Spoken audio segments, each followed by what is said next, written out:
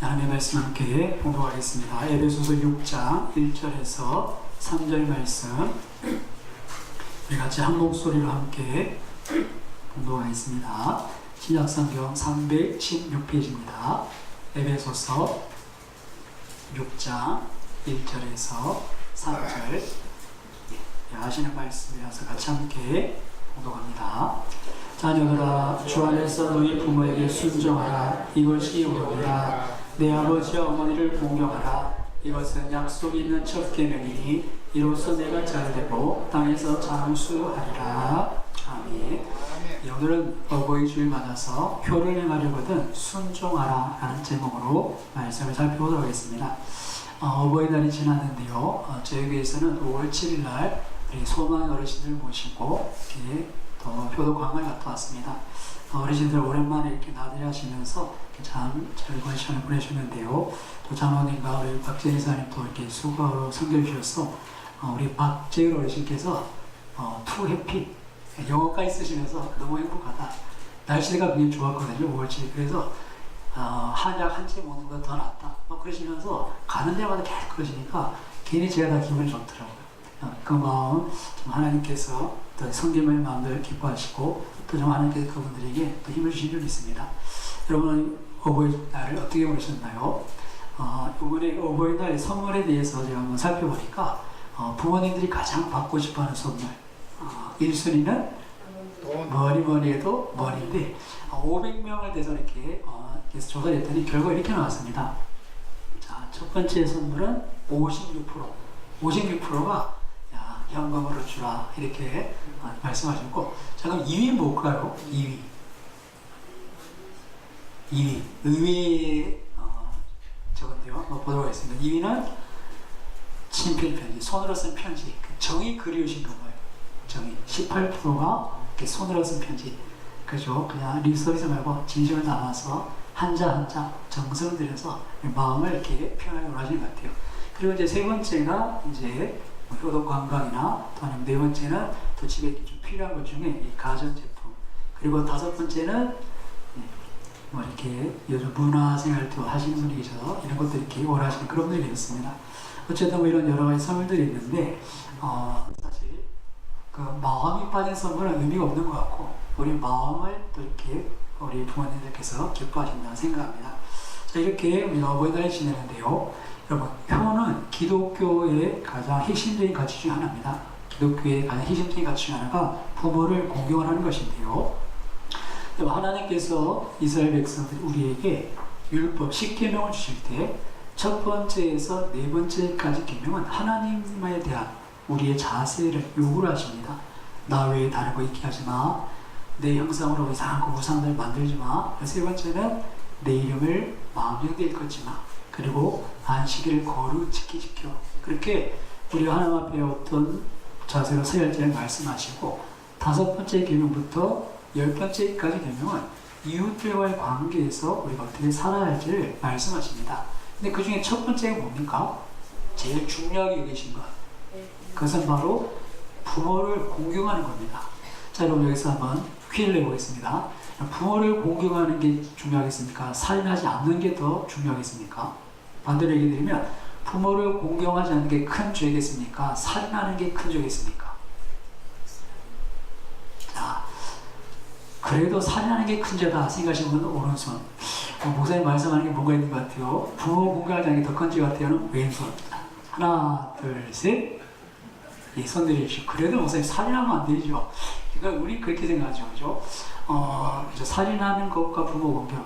우리는 벌써 이렇게 벌써 큰 차이 나는데, 구약 성경을 보시면 살인하면 어떻게 됩니까? 돌로 쳐주기도 하고, 그죠? 분명히 살인죄를 합니다. 근데 부모를 저주하는 건 어떻게 합니까? 역시 돌로 쳐줍니다. 그러니까 우리는 부모 공경하는 걸 뭐 대수롭지 않게 여기는데, 하나님께서 보실 때 그 죄를 결코 가볍게 보지 않습니다. 다른 많은 죄 중에 특별히 그 죄를 무겁게 보시는데요. 이처럼 하나님께서는 우리에게 부모에 대한 효, 공경에 대해서 말씀하시고, 이것은 기독교의 핵심 가치 중 하나가 되는 것입니다. 그런데 우리 한국에서는 교회가 기독교 처음 전래되고 복음이 전파될 때 이렇게 오해가 있었는데, 우리나라는 이렇게 제사 드리는 문화잖아요. 그래서 제사 드리지 않는 것 때문에 기독교 예수쟁이들은 쌍놈이라고, 부모 섬길 줄 모른다고 그런 욕을 많이 들었습니다. 근데 여러분 이거는 오해입니다. 그죠? 우리가 분명히 알아야 될 것이 우리가 제사 드린 것은 우리 부모님께 드린 게 절대 아닙니다. 성경 말씀하시죠. 사람이 죽으면 몸은 흙으로 돌아가고 영혼은 왔던 곳 하나님께로 돌아가서 천국과 지옥에 가게 됩니다. 그리고 한 번 간 영혼은 우리가 제사상 차려놓는다고 다시 오는 게 아닙니다. 돌아오지 못할 건 이미 건너버렸기 때문에 다시 오지 않습니다. 그러면 제사들이 뭐냐? 귀신이 와서 우리 제사를 받고 그렇게 한다는 것이죠. 그래서 성경은 제사를 드린 것은 귀신에게 절하는 것이다 라고 이렇게 말씀합니다. 우리에게는 죽음에는 천국과 지옥이 있다는 것. 그래서 그 죽음 전에 부모님께 살아있을 때 효를 행하는 것이 더 중요한 것입니다. 그리고 부모님에게 우리가 할 수 있는 가장 큰 효는 예수 그리스도의 복음을 전하는 것 줄 믿습니다. 영원한 선물을 주는 것. 이게 우리가 부모님께 줄 수 있는 가장 큰 선물인 것이죠. 이처럼 우리는 세상에 오해가 있을 수 있지만 하나님은 우리의 부모 공경에 대해서 말씀하십니다. 그럼 우리 어떻게 효를 실천할 것인가? 부모를 공경할 것인가? 옛날에 공자 선생님께 제자들이 여러 질문 중에 효를 어떻게 행해야 됩니까? 그런 질문을 던진 적이 있는데요. 한 번은 그 제자들에게 아프지 않고 건강한 것이 효다. 그런 이야기를 합니다. 아마 제자들 중에 이렇게 좀 아팠던 제자가 있었던 것 같아요. 그래서 부모가 근심하지 않도록 건강한 것만 해도 효를 행하는 것이다. 그런 이야기를 하고 또 한 번은 그렇게 얘기합니다. 효에 대해서 얘기할 때 그 얼굴에 부모님께 늘 온화한 얼굴빛을 띠는 것 생면이라. 우리가 부모님을 위해서 뭔가 무거운 짐을 대신 지고 부모님을 위해서 뭔가 열심히 수고하는 것보다 부모님 앞에서 좋은 얼굴을 하는 것이 그것이 더 큰 효다. 그렇게 이야기를 하더라는 것이죠. 여러분 부모님 앞에 얼굴이 어떻습니까? 우리 얼굴이. 그죠? 여러분 자녀들 될 때도 그렇죠. 자녀들이 뭐 큰 거 뭐 안 해도 얼굴만 이렇게 밝게 웃어만 줘도 정말 기분이 좋습니까? 그리고 엄마한테 선물해서 어버이날이라고 꽃다발 드리는데 꽃다발 달아낸다고 왔는데 인상을 팍 쓰고 있으면 꽃다발을 받아도 마음이 편치 않아요. 근데 어떻습니까? 우리 어린아이들 유치원에서 손편지 쓴 거 글자도 띄엄띄엄 쓰지만 그걸 가지고 해맑게 엄마 아빠 이렇게 선물하고 막 주니까 자기네들 막 좋아하고 보면 그것만으로 이제 기쁜 것이죠. 그렇죠. 이렇게 세상에서는 그런 이야기를 합니다. 또 한자도 보시면 이 효에 대한 여러 가지 사자성어들이 많이 있는데요. 몇 가지 보시면 마음은 지정이라. 그래서 멀리서 구름을 보면서 정말 고향에 계신 부모님을 그리워하는 늘 이렇게 부모님을 생각하는 그런 마음에 마음은 지정이다. 그렇게 표현하기도 하고요. 또 두 번째 보시면 동원하정이라. 그래서 겨울에는 따뜻하게 하고 여름에는 시원하게 한다는 뜻으로서 자식된 도리로 부모를 잘 섬기는 것. 그죠? 더울 때는 시원하게 드리고 추울 때는 따뜻하게 드리고 이런 것을 이렇게 표현하게 됐습니다. 또 백유지효라는 말도 있는데요. 어버이에 대한 지극한 효심을 말하기도 하고 또 우리가 잘 아는 말 중에 정성원천, 이것은 약침전역으로 또 이부자리를 살펴보고 안부를 묻는 이렇게 늘 보살피는 그런 모습이 있고 또 반포지효라는 말을 이렇게 잘 들어봤을 겁니다. 까마귀 어릴 때는 어미가 이렇게 벌레를 좀 먹여서 키우지만 나중에 나이가 들면 오히려 이 새끼가 가서 벌레를 잡아서 부모를 먹여서 봉양하는 이 효에 대해서 반포지효라 이렇게 얘기합니다. 그리고 풍수지탄이라 말 한번 들어보셨을 텐데요. 부모에게 효를 다하려고 생각할 때 이미 돌아가셔서 그 뜻을 이룰 수 없을 때 풍수지탄이다. 그런 안타까움을 이야기하게 됩니다. 그렇다면 하나님께서 말씀하시는 효 어떻게 해야 하는가? 오늘 본문을 보시면 두 가지를 말씀하십니다. 그 첫 번째는 부모에게 순종하는 것, 두 번째는 아버지 어머니를 공경하는 것입니다. 우리가 먼저 이 공경에 대해서 한번 살펴볼 텐데요. 이 공경한다라는 단어의 뜻은 키베드라는 뜻으로서 이렇게 무겁게 여기다 그런 의미 있습니다. 그러니까 우리가 부모를 공경한다는 말은 부모님을 무겁게 중하게 여기는 것이 공경하는 겁니다. 부모님을 없이 여기거나 우리가 부모님을 부모님 말씀하는 것들을 쉽게 그냥 가볍게 생각하는 것, 이것이 아니라 정말 부모님이 배우지 못했고 평생 정말 이렇게 먹고 사는데 이렇게 찌들어 사셨지만 정말 사회에서도 별 게 없지만 그 어머니 되시고 아버지 되시는 그 내게 베푸셨던 그 사랑, 그것을 무겁게 여기고, 그리고 그분의 말 한마디 한마디를 결코 가볍게 여기지 않는, 아유 어머니 그러지 마세요, 아유 참 시대가 바뀌었는데, 그런 게 아니라 부모님의 말씀을 귀담아 듣고 무겁게 여기는 자세, 이것이 부모를 공경하는 것이죠. 물론 부모를 공경하지 않는 사람들은 그렇게 많지 않을 겁니다. 하지만 아까 제가 질문을 던진 것처럼 우리가 부모를 공경해야 되는 것이 살인하지 말라, 하나님 욕과 비슷한 수를 얘기를 하시는데, 우리는 그냥 쉽게 생각하는 그런 경향이 있더라는 것이죠. 그럴 때 우리가 정말 얼마나 부모를 공경하는가, 그분을 중하게 여기고 무겁게 여기는가, 이것은 우리가 한번 돌아봤으면 합니다. 두 번째 자세는 순종입니다. 여러분, 순종이 가장 큰 효행이라는 것을 잊지 마십시오. 옛날 한 마을에 유명한 효자가 살고 있었습니다.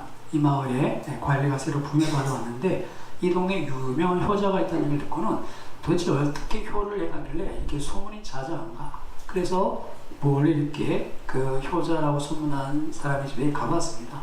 근데 보니까 어머니는 그냥 마당에 있고, 아니 아들이 없어서 아들이 돌아올 때까지 기다리고 있는데, 아들이 이제 밭에서 일하고 나서는 이 짐을 들고 이렇게 대문으로 이렇게 들어갑니다. 그랬더니 이 노모가 이렇게 가더니 짐을 짐을 들고 이렇게 마당에서 그 마루까지 걸터가고는 자식 부가 마루에 앉혀놓고는 부엌에 가서 따뜻한 물을 들이하고는 그 아들 발을 씻어주는 거예요.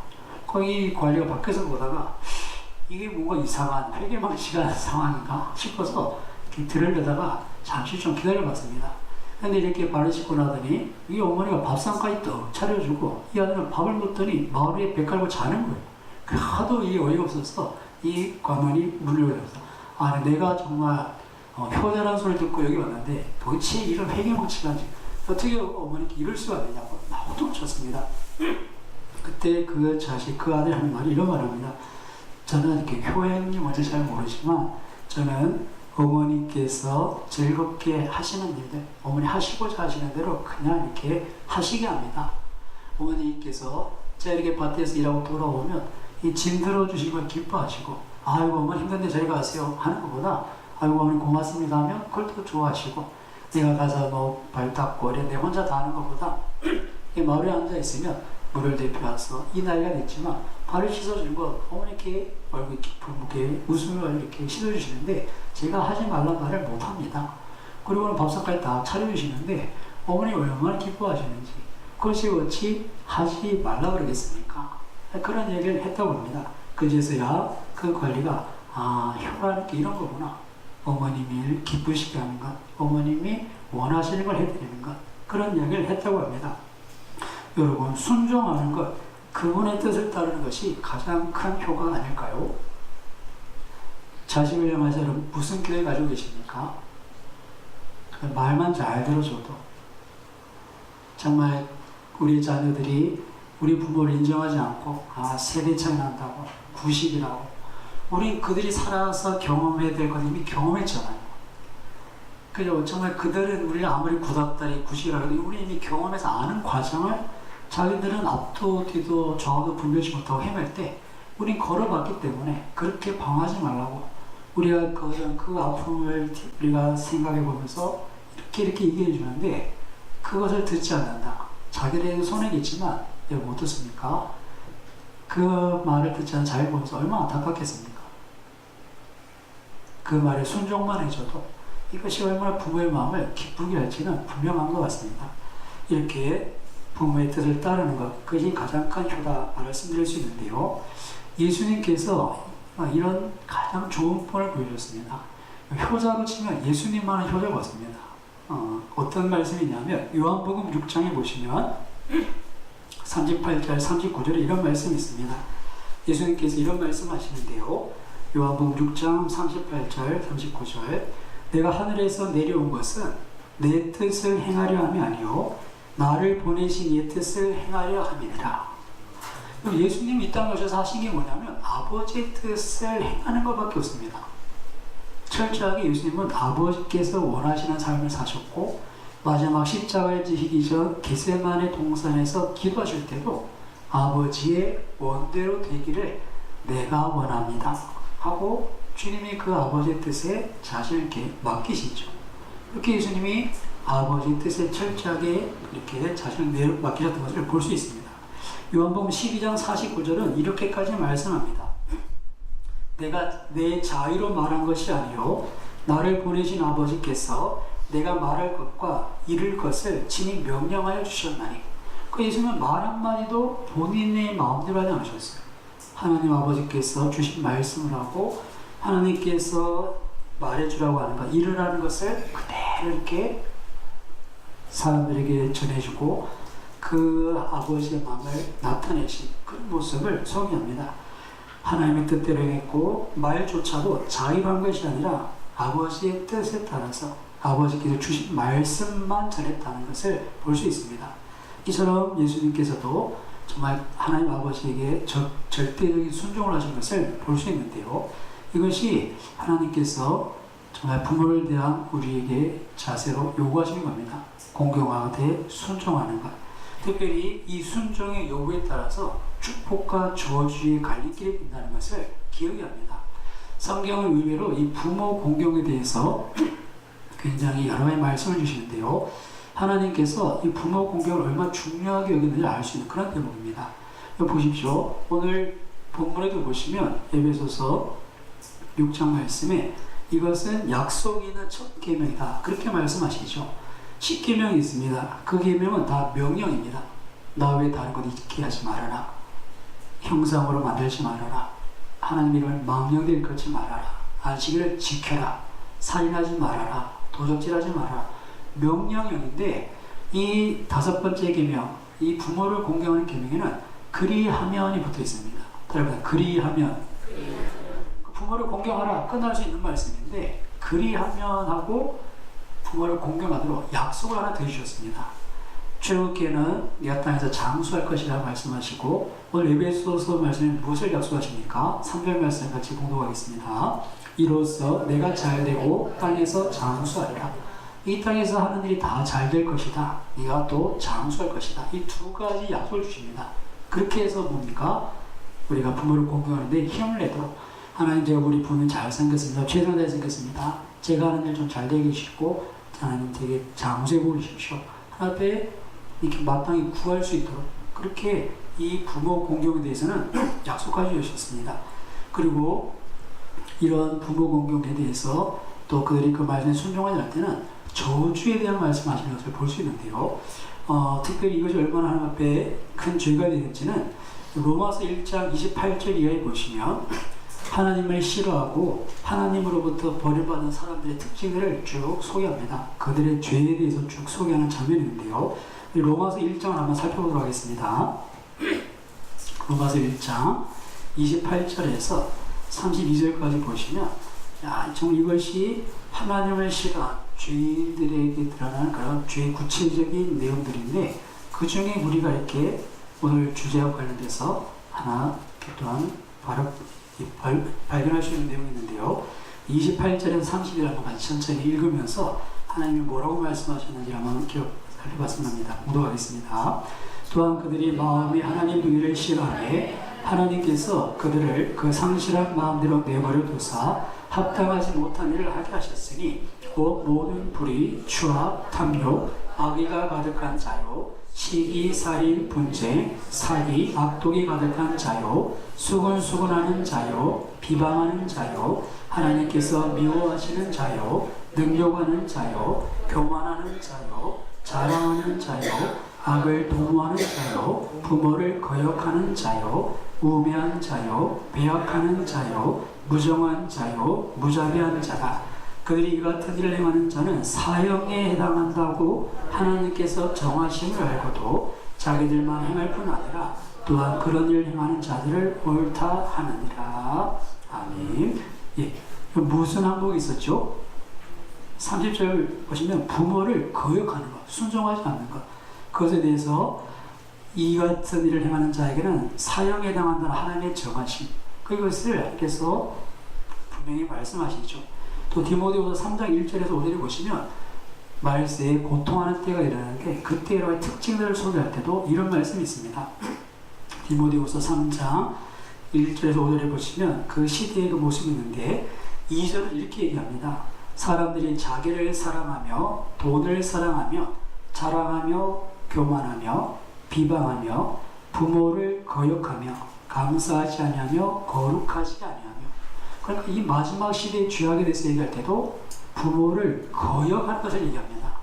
그리고 순종하는 것이 얼마나 중요하냐면 거역하는 것은 하나님께서 모든 죄 중에서도 사형에 해당하는 가장 이렇게 하나님께서 중심적으로 이렇게 지목하시는 그런 죄라는 것을 알 수 있습니다. 그래서 부모를 거역하는 죄에 대해서 구약 성경에는 정말 그들의 죄에 대해서 결국 가볍게 여기지 말고 반드시 심판할 것을 명하시는데요. 성경의 여러 곳에 이 부모를 공경하지 않는 자에 대한 저주의 말씀들이 실제로 많이 있는 것을 볼 수 있습니다. 레위기 20장 9절에 보시면 만일 누구든지 자기 아버지나 어머니를 저주하는 자는 반드시 죽일지니 그가 자기 아버지나 어머니를 저주하였은즉 그의 피가 자기로 돌아가리라. 그래서 부모를 저주하는 자는 반드시 죽이라고 합니다. 신명기 27장 16절에 보시면 그의 부모를 경건히 여기는 자는 저주를 받을 것이다. 부모를 가볍게 여기는 자는 저주를 받을 것이다. 그런 백성에게 아멘해라. 내가 반드시 그렇게 할 것이다. 그렇게 얘기하십니다. 또 잠언 20장 20절에 보시면 자기 아비나 어미를 저주하는 자는 그의 등불이 흑암 중에 꺼짐을 당하리라. 그 생명을 끊어버리시는 그런 표현을 쓰시고, 또 잠언 30장 17절에 보시면 아비를 조롱하며 어미 순종하기를 싫어하는 자의 눈은 골짜기에 까마귀에게 쪼이고 독수리 새끼에게 먹히리라.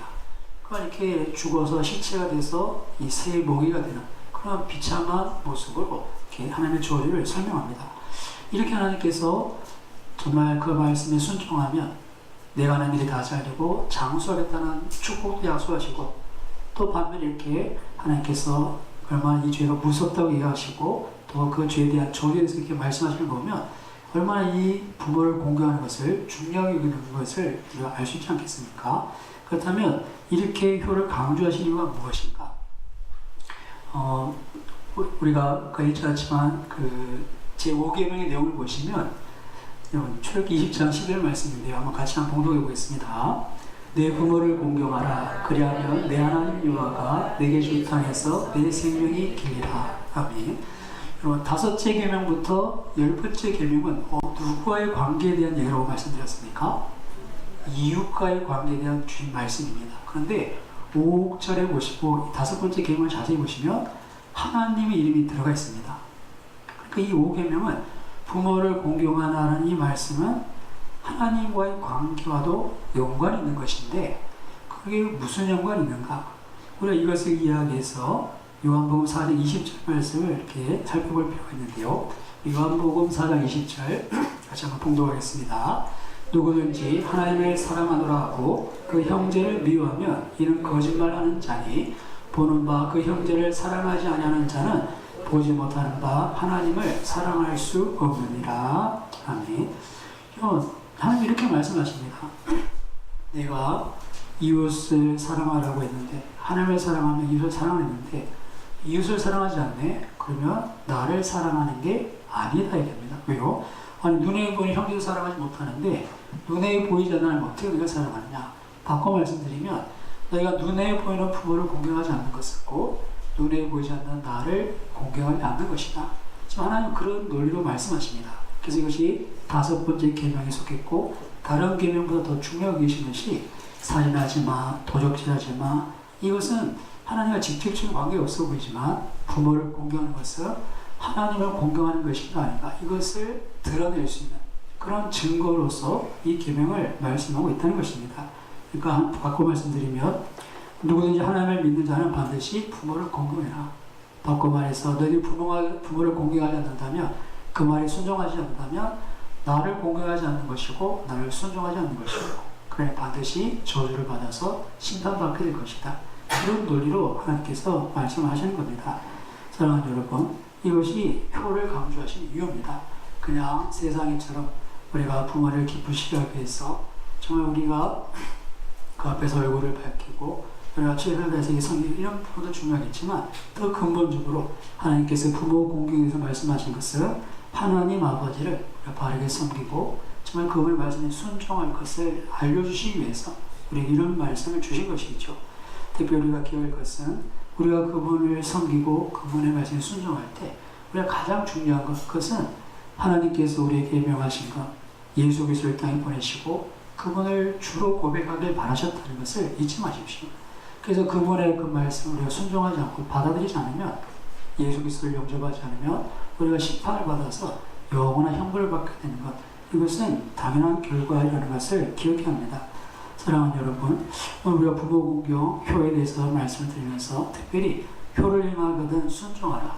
부모님께 순종하는 것도 말씀드렸지만 더 중요한 것, 우리 하늘아버지 앞에 우리가 순종해가는 것, 이것이 얼마나 중요한가를 다시 한번 깨달았으면 합니다. 우리가 부모를 순종하지 않고 공경하지 않는 것, 우리가 살아가는 것보다 훨씬 더 가볍게 여겼는데 하나님, 눈에 보이지 않는 하나님을 공경하고 섬기지 않는 것을 얼마나 우리가 더 가볍게 여기고 있습니까?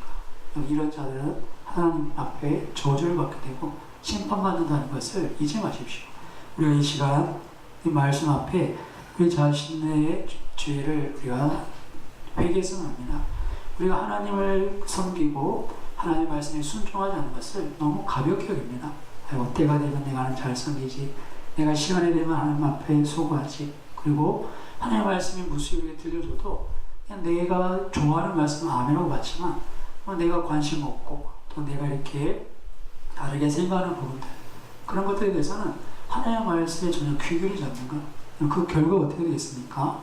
부모도 경홀히 여기고 부모의 말로 거역하는 자는 반드시 죽이라고 했는데, 하나님의 말씀을 거부한 이들은, 예수 그리스도를 특별히 믿지 않는 자들은 반드시 멸망받는다는 것을 깨닫길 바랍니다. 우리 시간 잠시 한번 기도할 때 우리가 부모를 향한 우리의 마음들, 우리가 정말 그 마음에서 이렇게 부모를 잘 섬겨야 되겠지만, 오늘 말씀을 통해서 주신 것처럼 우리가 그 부모를 섬기듯, 눈에 보이는 부모를 섬기듯 눈에 보이지 않는 부모, 하나님 아버지를 공경하고 그 말씀에 순종하는 것, 주님, 우리가 그것을 가볍게 이것을 회개합니다. 우리가 다시 하나님 아버지, 우리에게 늘 좋은 것 주시고 우리를 구원하시기 위해 독생자도 아끼지 않고 내주신 그 사랑, 우리가 그 사랑에 다시 한번 우리도 주님의 말씀에 순종하기를 결단하고, 주님 이후로 우리의 삶의 중심에 정말 멀리서 구름만 봐도 하나님을 기억하고, 우리가 정말 아침 저녁으로 하나님을 생각하고, 그렇게 우리의 마음을 함께 들어갈 수 있도록 우리가 다시 한번 회개하고 우리의 마음을 하나님 앞에 드리는 그런 기도를 잠시 드리겠습니다.